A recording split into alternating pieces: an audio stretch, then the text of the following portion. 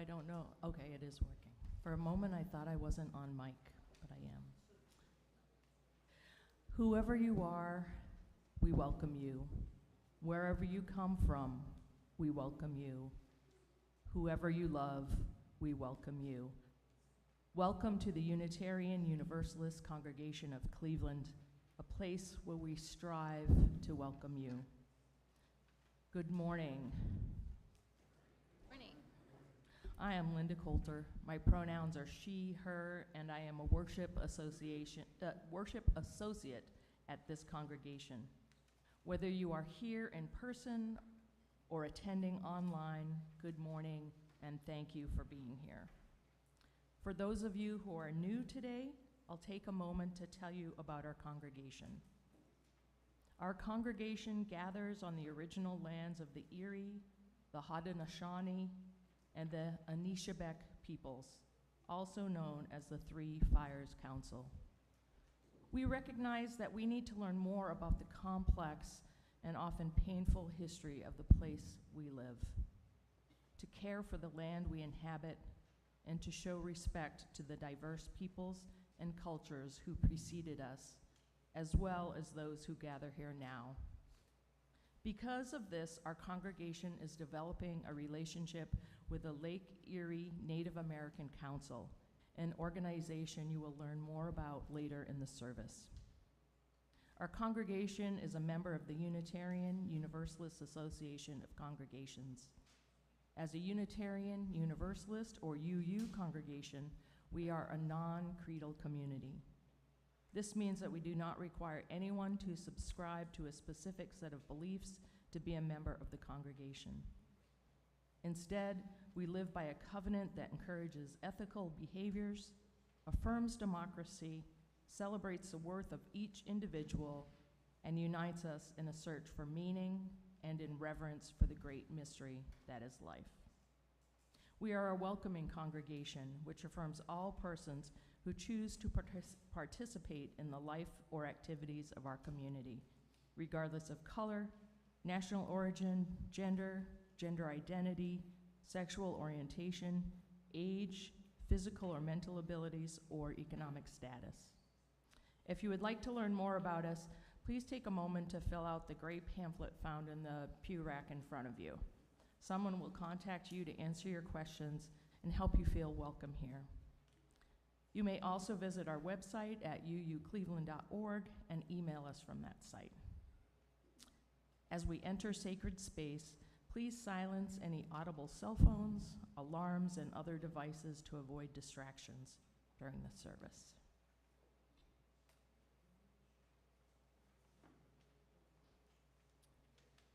I'm so happy to welcome our today's Chalice lighter, Kat Papkin. She is a new member here at UUCC, and she's a board gaming enthusiast. Please see her after the service to learn more about the board gaming group that she's getting started here. We will read together our covenant as our chalice lighting words. It's found on the yellow card in front of you. We cultivate trust with one another by celebrating differences, honoring boundaries, and offering compassion and care. We listen to each other deeply with curiosity and wonder. We speak for ourselves without need to defend ourselves or persuade each other. We create safe and brave space for healthy conflict, creativity, and fun.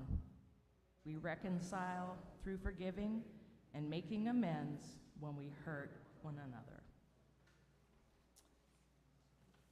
This morning, we are lucky to welcome Science Ambassador J.D. Stillwater here from the Unitarian Church of Harrisburg, Pennsylvania. He's got a good program for us following the service as well. It's one song, The Science of Oneness. That is hosted not only by J.D., but by our own UU Ministry for the Earth. Welcome, J.D. Thank you, Linda. It's great to be here this beautiful spring morning. Our call to worship this morning comes from the Reverend David Breeden, who writes, "Our light is the light of the sun, keeper of all we love. Our light is the light of the earth, provider of sustenance. Our light is the light of all living things, life precious like our own.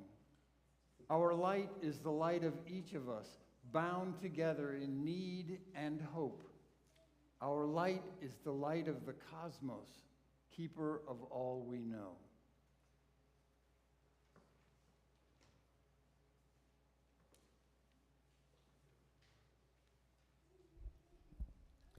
In a short while, we will be joined in singing hymn number 16, "'Tis a Gift to Be Simple." First, we will take some time, some sacred time, to greet one another. Let us avoid doing church business, but let us make connection with one another in a different way. Let us offer one another peace. Let us pay special attention to anyone around us who you haven't met before. Let these people know that they are seen and welcomed, and Laura will know when to join.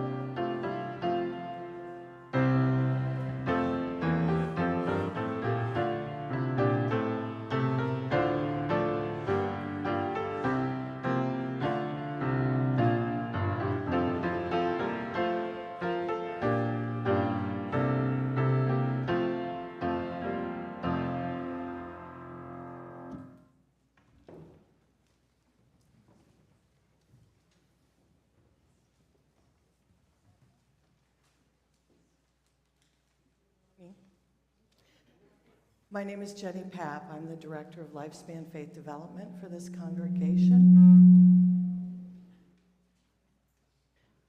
My pronouns are she and they.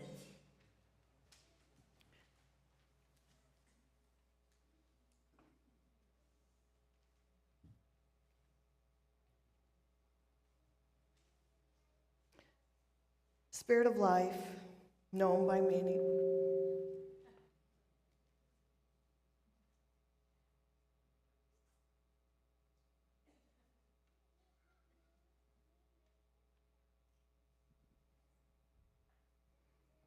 Spirit of life, known by many names, yet by no name fully known, we gather together with our hopes and our dreams, also with our fears and our wounds. In our ritual for joys and concerns that we do together on Sunday morning, we use the stones to represent those joys and concerns. That water in the bowl represents our community, the love that is within our community. We drop a stone in the water to seek the softening of our concerns and the amplification of our joys. All of those individual joys and sorrows will come together in one bowl of water so that they can symbolically be shared and borne by us as a collective community.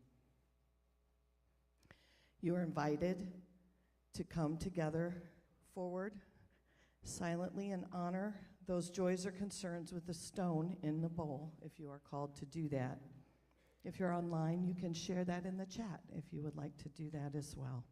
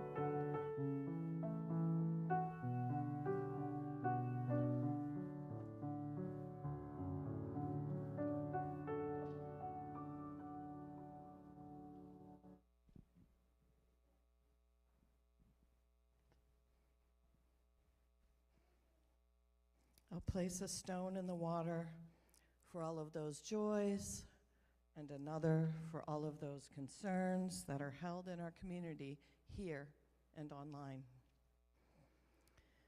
May we be reminded that all things come and go, that today's joys and sorrows will in time give way to those of tomorrow, and that those of us who have strength to nurture today ought to do so while we can, and that those of us who are in need ought to allow ourselves to receive. For tomorrow, those roles might well be reversed. Spirit of life, from where we all originate, help us to remember that those who are not here with us today, those who may need what we have found here, and those who may have what we need, may we always be open to growth and change, to movement, to grace. In the name of all that is holy, and in all of the names, the holy names that have ever been uttered, and those still yet to be imagined, let's say, blessed be, shalom, and amen.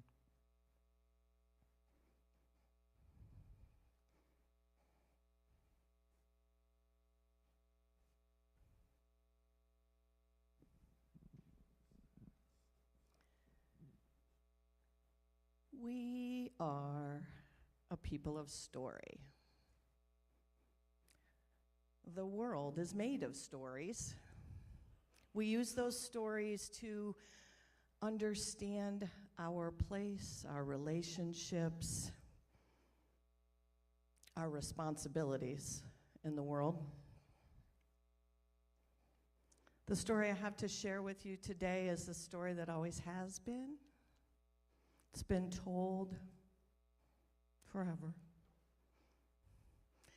And I invite all the voices that have ever told this story before here with us today. In the beginning was the sky world. She fell like a maple seed, pirouetting through that shaft of light that came down from the sky world, just like it was an autumn breeze lifting her up and down. That shaft of light was marking her only path in the darkness.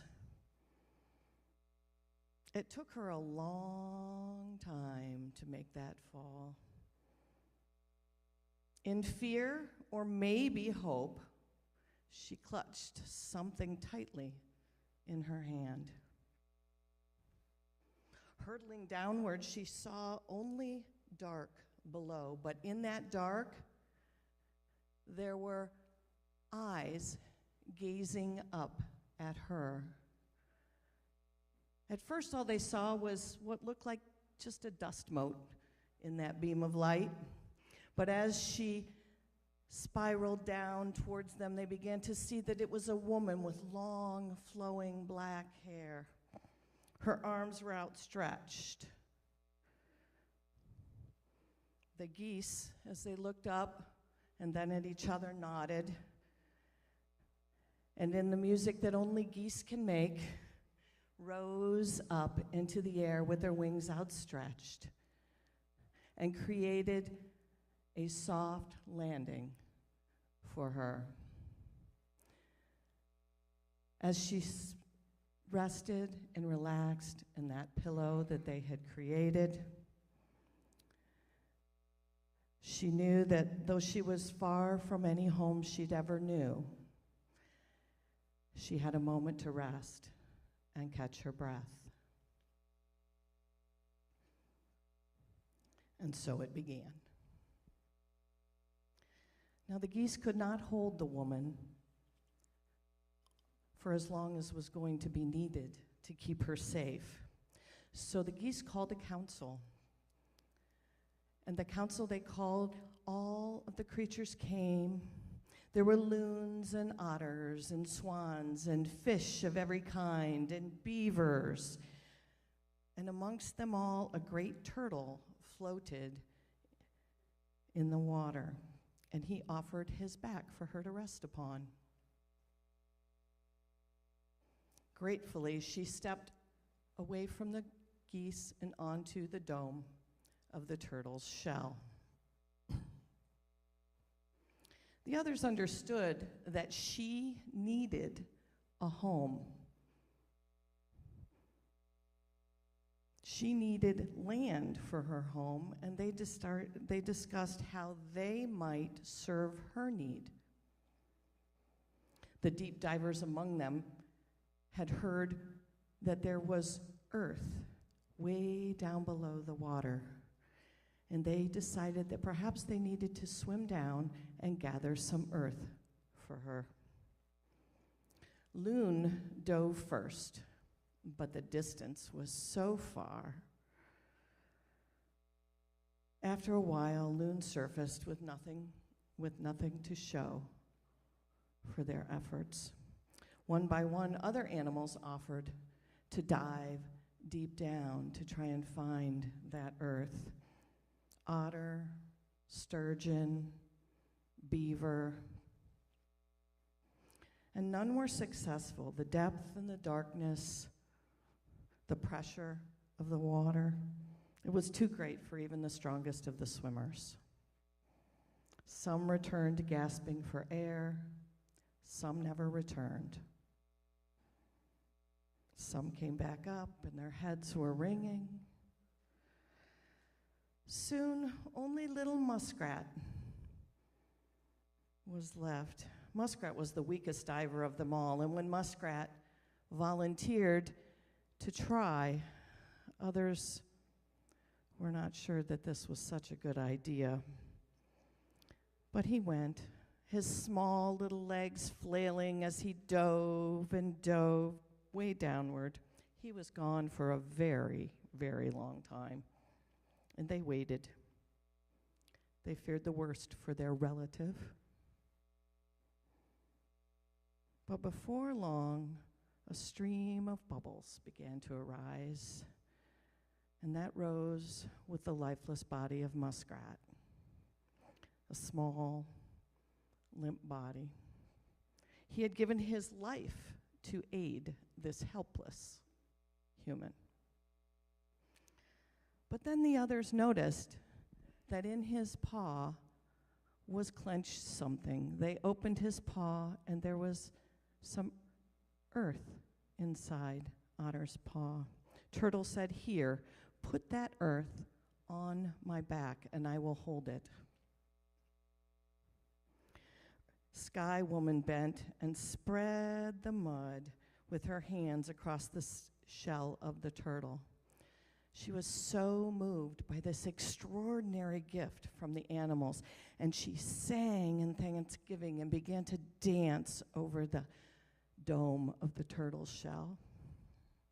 Her feet caressed the earth as she moved, and the land grew, and she danced and continued to dance in thanks. And from that, on Turtle's back, the earth was made, not by Sky Woman alone, but also from the gifts of all of the animals, coupled with her deep gratitude. And they formed what today we know as Turtle Island, our home. Now, like any good guest, Sky Woman had not come empty-handed. The bundle that she carried in her hand was still there. As she had leapt from the sky world down through that shaft of light, she had reached to the tree of life and grabbed a handful. She had branches and fruits and seeds from all kinds of plants. She scattered them onto this new ground, and she continued to dance. She carefully tended all of them until the world turned from brown to green. Sunlight still streamed from that hole from Sky World and nurtured all that grew on the earth. There were wild grasses and flowers and trees. They flourished. And now that there was so much there, the animals were able to come and join on Turtle Island because there was plenty to eat and they could live in this space together on Turtle Island. What would it take for us to follow Sky Woman, to jump into a new world, to co-create that, to jump into that story, the story we long for, that story that we're beginning to remember, the story that remembers us always. We'll need courage, and we'll need each other's hands to hold, and we will need faith in the geese to catch us. But propelled by love,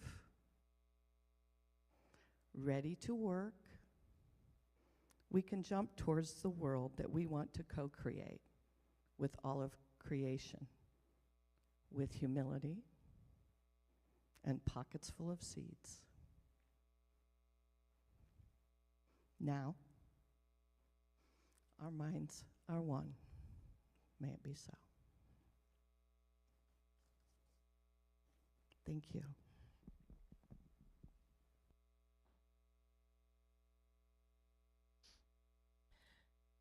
As you heard earlier, each week at UUCC we state a land acknowledgement recognizing the indigenous people who inhabited and were stewards of this land before us. Because words are not enough, the UUCC is taking steps to support the Lake Erie Native American Council, or LENAC, who we will share our plate offering with today. LENAC serves the local community of indigenous people by offering culture and traditional art classes, dance and drum groups, powwows, and other events. The organization also aims to serve as a partner and resource for non-Native organizations to increase support for and visibility of the local Native American community. Last month, the organization partnered with the City Club of Cleveland and the Cleveland Orchestra's Model Opera and Humanities Festival to welcome Cynthia Chavez Lamar, the director of the Smithsonian National Museum of the American Indian. Director Chavez Lamar discussed how museums can chart a new path forward on reconciliation and repatriation. If you are interested in seeing this program, it's now available on the City Club's YouTube page. Now, as the collection plate is passed, give as you are able by placing your offering or cash or check made payable to UUCC. You may also contribute via Cash App to $UUCC44122. Please use the memo line to indicate today's date and our plate recipient, LENAC.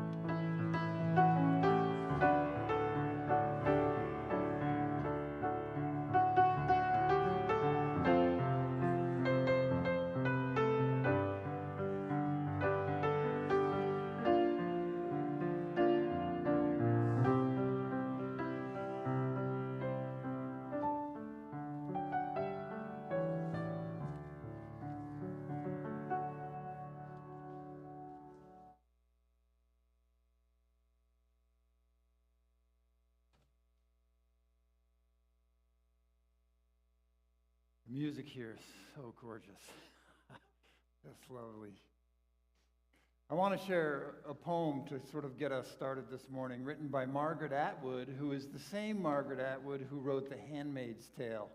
So prepare yourselves. The moment, that's the title, The Moment.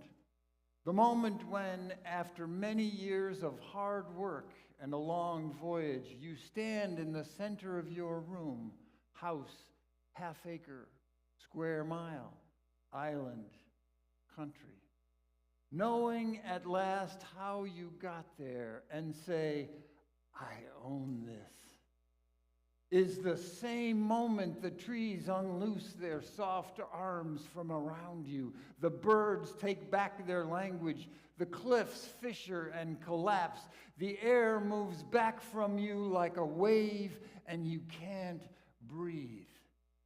No, they whisper, you own nothing. You were a visitor, time after time, climbing the hill, planting the flag, proclaiming, we never belonged to you. You never found us. It was always the other way round.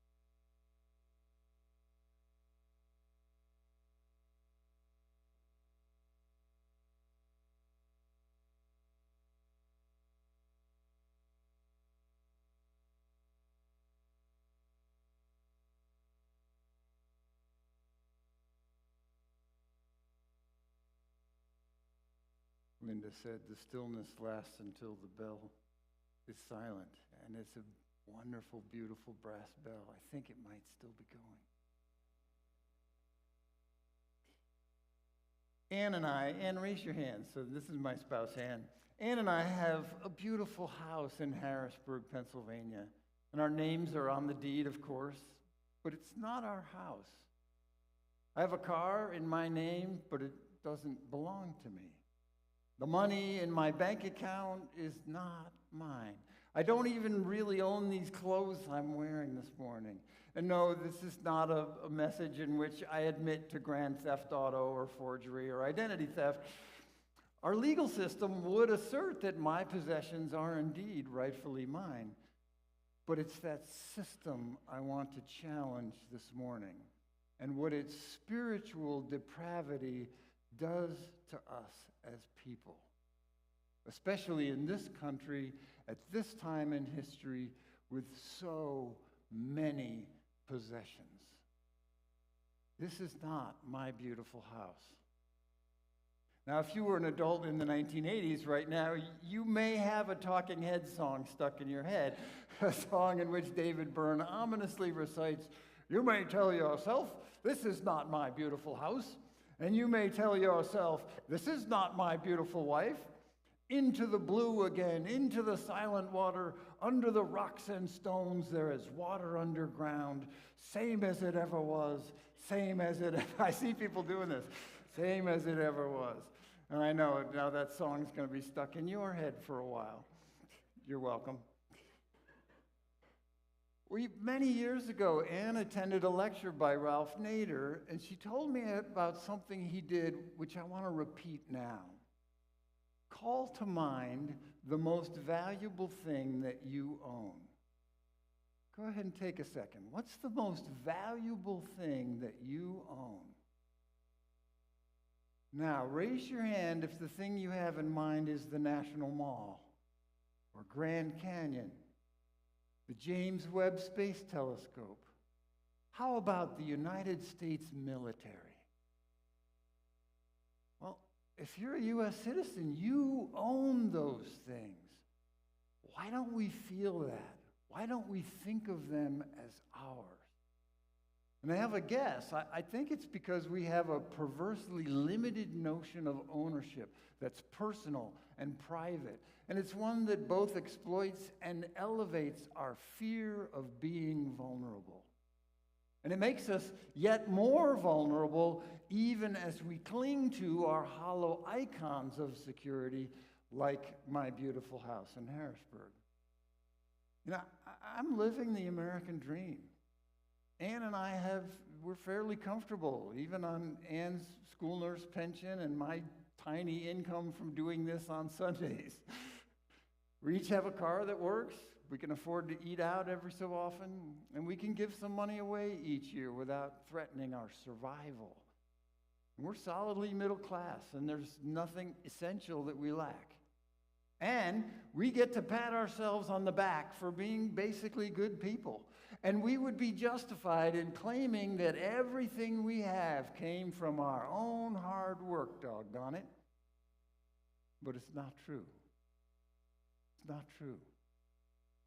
I did not earn these things all on my own, though I did work hard for them, because achieving middle-class comfort takes more than hard work.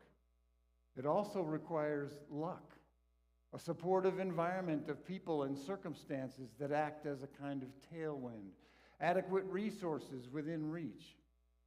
And a little bit of thieving done before I was born helps too.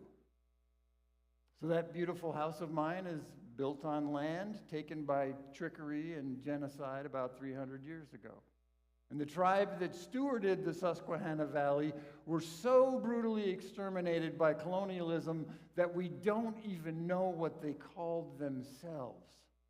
Their neighbors and rivals called them Susquehannock, which means something like fish eaters, not a compliment.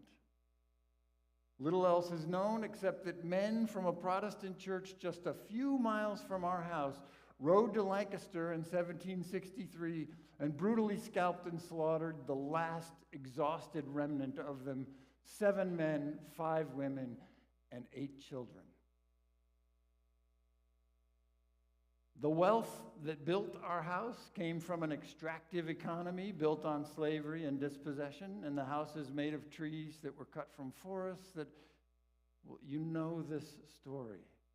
It's a long and violent story, a story of colonial genocide that oppresses some people in order to benefit others, and one that largely continues today, systematically excluding certain people from accessing resources while facilitating the access of others. Water flowing underground. And that story boils down to a headwind for some of you, even today, while I have enjoyed somewhat of a nice tailwind for most of my life. And you know, this is what we call privilege, and it suggests that some portion of what I have rightfully belongs to someone else. I've been playing drums and percussion for over 50 years, and I do so actively in our home church. And I was thinking of drums when writer and MIT professor Junot Diaz was interviewed by Krista Tippett on her radio show On Being a few years ago. Any Krista Tippett fans? Yeah, good stuff. He said, quote, "I am a child of blackness. Blackness was not meant to survive, and we have survived. And we have thrived. And we've given this world more genius than we have ever received." End quote. So my musical contributions are fun for me, and I hope they're of value to others, but they're built on a mountain of genius from an African heritage that is not mine, even the drums themselves. So is my music really mine? History suggests that some large measure of it belongs to, or at least should be attributed to, someone else. Who? Well, maybe lots of people, and maybe historians and politicians will sort that out someday, somehow. But privilege and appropriation are not actually what I'm getting at this morning. They're related, but I think they are symptoms of something deeper still. I generally speak with more authority if I stick to science instead of history. And I want to suggest that the rightful owner of all my stuff is not any person or group of people at all. So what does science have to say about this? As is very often the case, poetry is the best port of entry to the realm of physics and cosmology, especially in the last 100 years. So this time I'm going to borrow from Khalil Gibran, who wrote, and you'll recognize this, many of you, "Your children are not your children."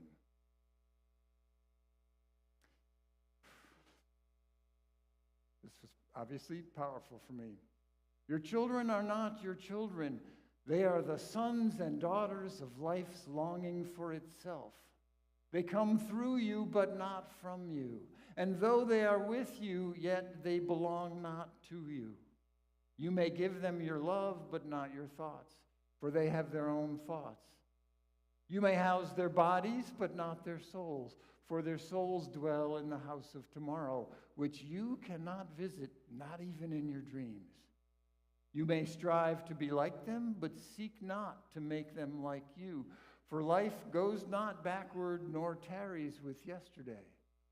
You are the bows from which your children as living arrows are sent forth.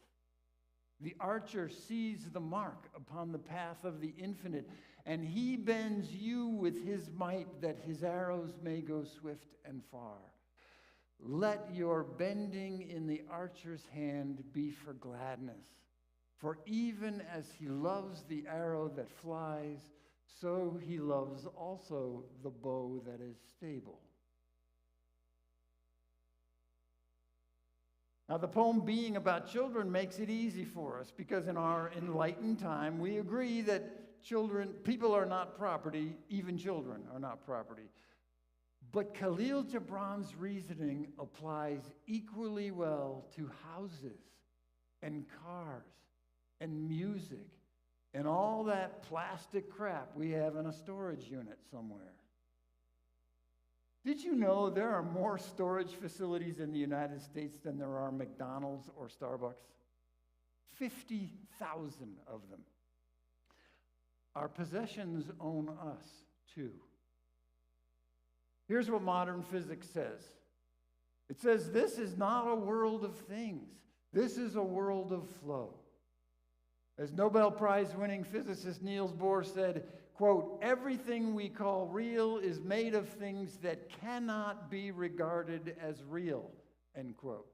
And he was using the word real as a stand-in for things, objects, stuff. And he and his generation of physicists had just demonstrated that things are made of interacting atoms. And atoms are made of interacting protons, neutrons, and electrons. And that those are made of quarks, and quarks are made of energy. Not tiny little objects that move around energetically, but literally only energy, movement, flow. Things are made of relationships between entities that are themselves made of relationships all the way down, dancing, flowing. Under the rocks and stones, water moving underground.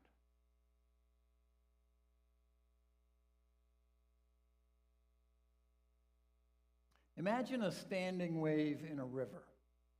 The water flows up and over some obstacle that's on the riverbed, and it makes a wave that maintains its form and shape and location.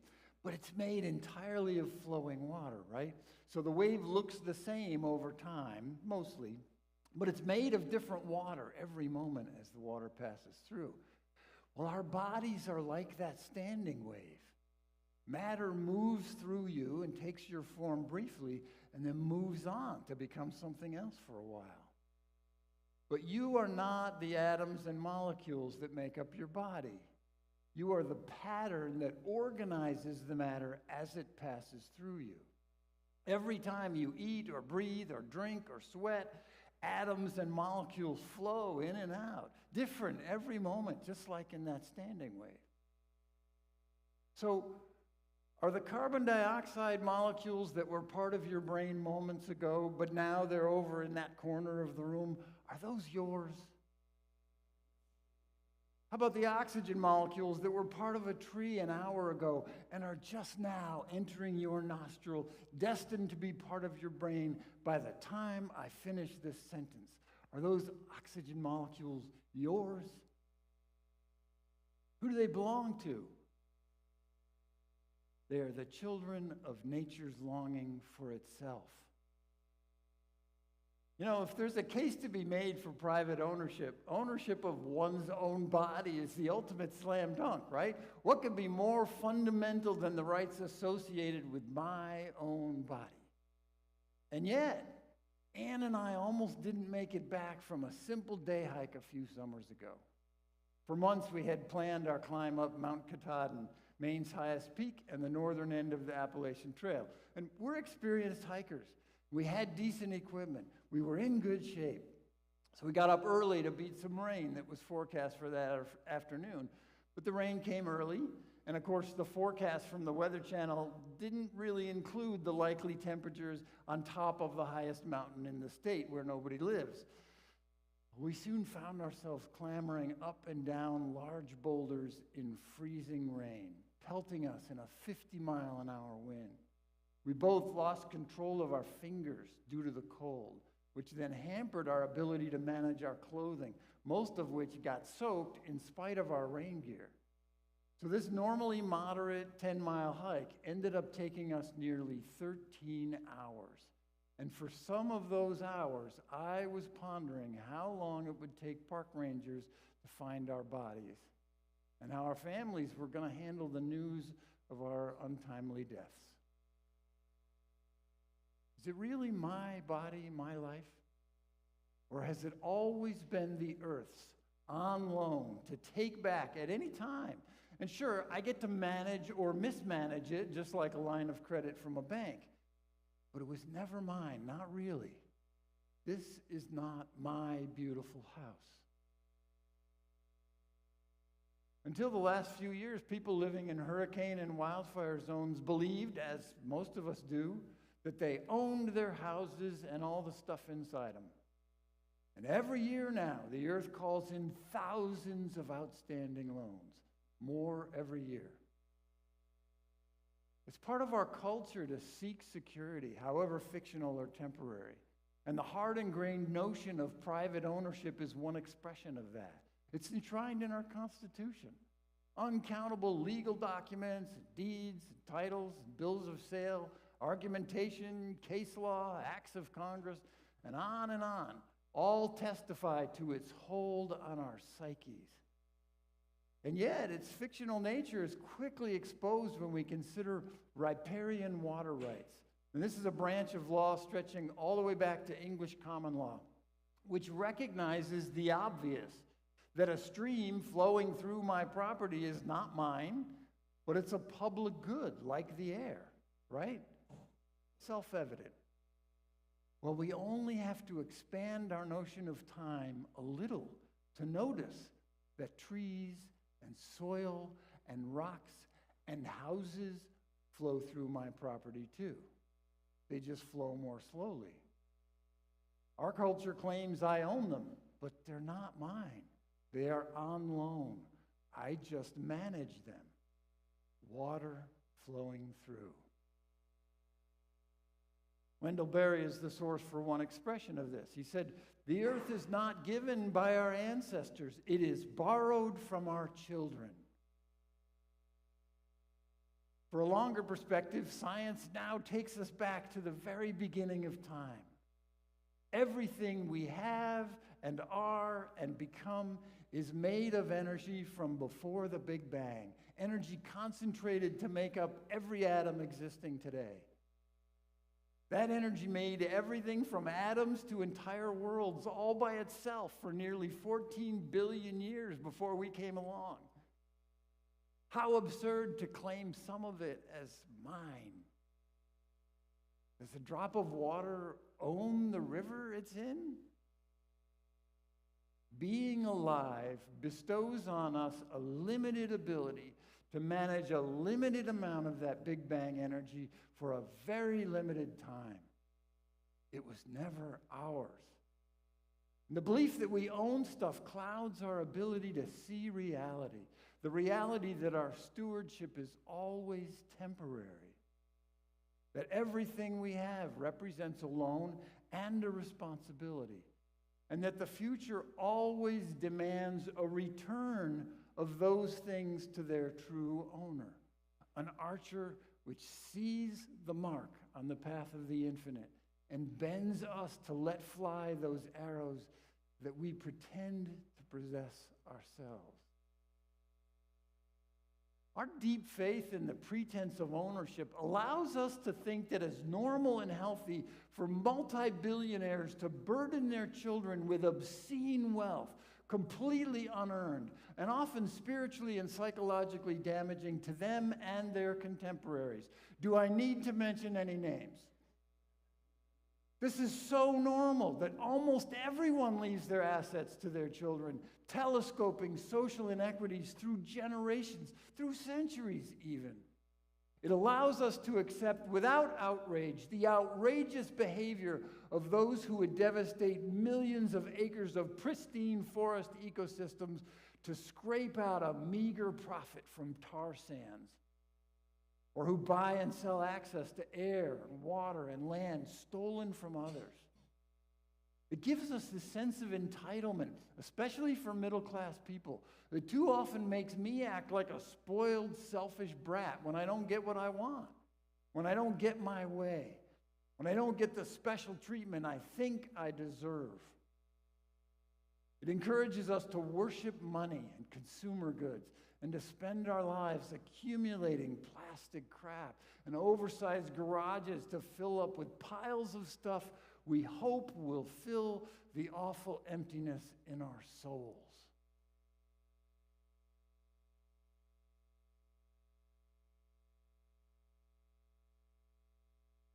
Later that summer, after Katahdin, Ann and I attended the annual conference of the Institute on Religion in an Age of Science on Star Island, just off the coast of New Hampshire. And I met and befriended a woman about my age named Aloka. And Aloka has lived about half her life in India and the other half in Toronto. And one day over lunch, she took me to task about the arrogance of you white people. I knew she was speaking from a place of pure love. And I also knew her well enough at that point to know that she did have wisdom to share if I would just shut up and listen. So I shut up and listened. And she said, "You in the West have all the material possessions anyone could dream of, but spiritually, you are in deep poverty. So deep that you can't even see how impoverished you are. You come to India and all you see is bare feet and dirt floors and dry farmland. For some reason, you don't see the wide smiles, the happiness, people loving and supporting one another, contentment, devotion. You set about to fix what isn't broken, and in the process, you destroy it." Now, I'm paraphrasing. We spoke for about an hour, and she influenced my perspective profoundly. And when she speaks about spirituality, I think she means core qualities like gratitude, humility, acceptance, mindfulness, groundedness, community, vulnerability, and stewardship. To be rich in those things is to be spiritually wealthy. We in this country are so poor. And we cling to our possessions with a kind of cultural desperation. A friend of mine a couple of years ago reframed the phrase letting go for me. She said, "We often think of letting go being like this, right?" She said, "Letting go can also look like this. I want to hold the assets I manage like this.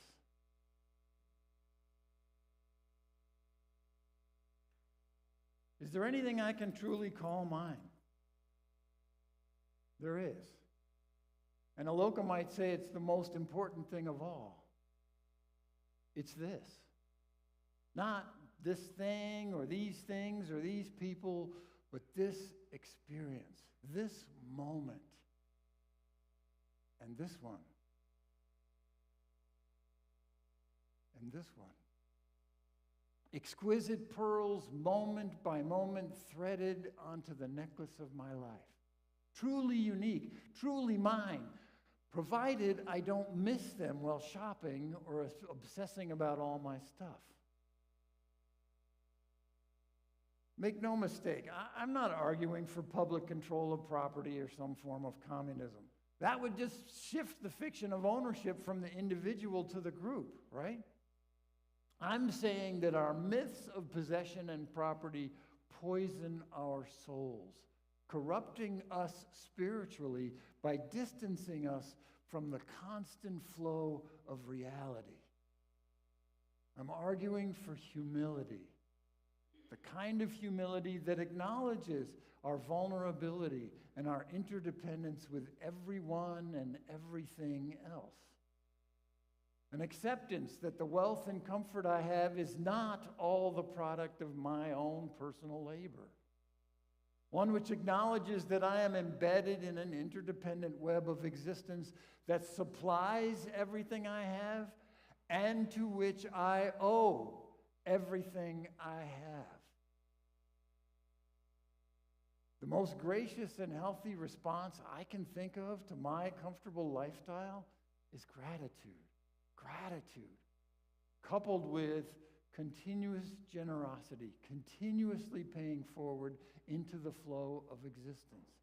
I have to admit, I mostly fail at this most of the time. So this is an appeal to all of us, but myself especially, for frequently asking, how shall I steward this bounty that is entrusted to my care? It's an appeal for fully embodying the trustee role, asking, what is the highest possible use for the resources that I control, not for me personally, but on behalf of their true owner? For the great-great-grandchildren I love but will never meet. For the 7th generation of your descendants, who I also already love. For those who may live 1,000 or 1,000,000 years from now. This is not my beautiful house. This is not my beautiful wife. Under the rocks and stones, there is water underground. Into the blue again, into the silent water, same as it ever was, same as it ever was. Amen. Blessed be.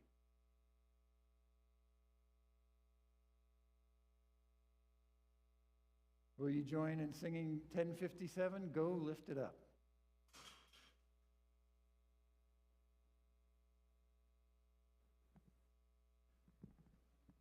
Good morning. My name's Joe. I'm gonna sing this one time through, and then you'll join me on the second time around.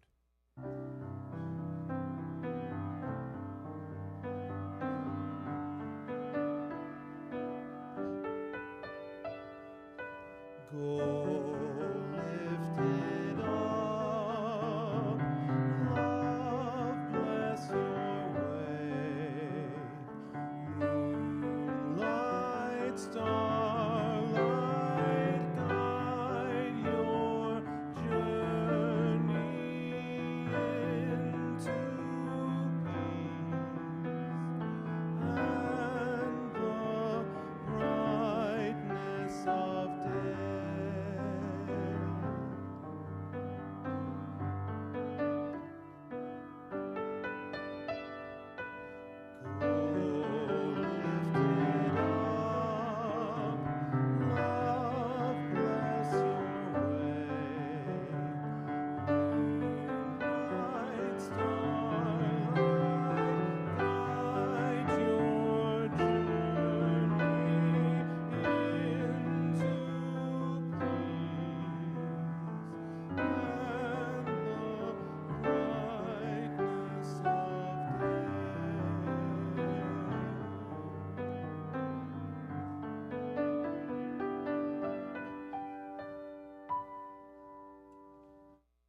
Go lift it up in the knowledge that you are the gardener, the sexton, the steward of this earthly facility.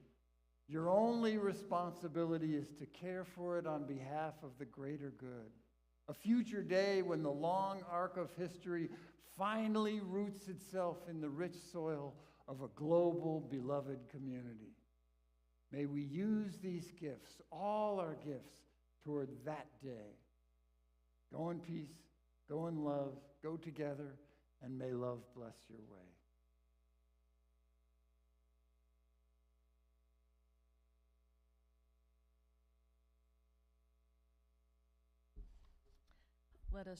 Let us join our voices together as we read the words for extinguishing the chalice, which are found on the yellow card in front of you.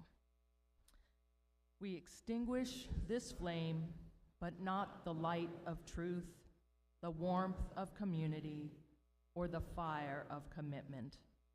These we carry in our hearts until we are together again.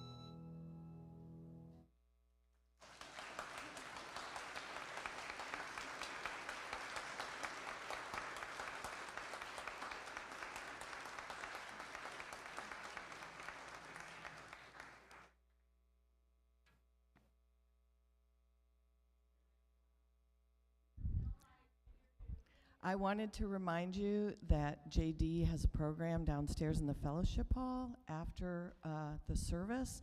It is One Song, the Science of Oneness.